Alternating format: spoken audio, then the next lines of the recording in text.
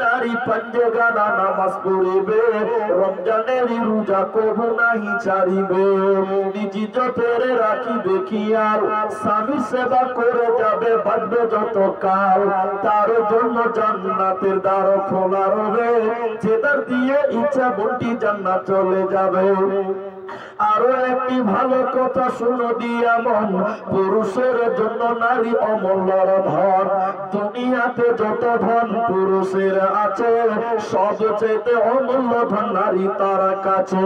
কিন্তু তবে সেই নারী লেখা হওয়া চাই এহ পরকাল নাইলে হয় ছাড়া খার।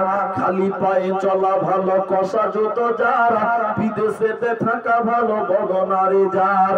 শুনো হে পুরুষ জাতি কোরআনে ফরমান, তোমাদের নারী যদি হয় না ফরমান প্রথমত বুঝো তারে নানান প্রকারে, তাতেও যদি না বুঝে বিছানাতে দেহ জোড়া করো। এই দুই প্রকারে যদি ঠিক নাহি হয় আদরের মার তবে কিছু মারা যায়। অযথা মারিলে মারা আল্লাহ নারাজ হবে, কিয়ামতের কোর্টে আল্লাহ হিসাব কষিবে।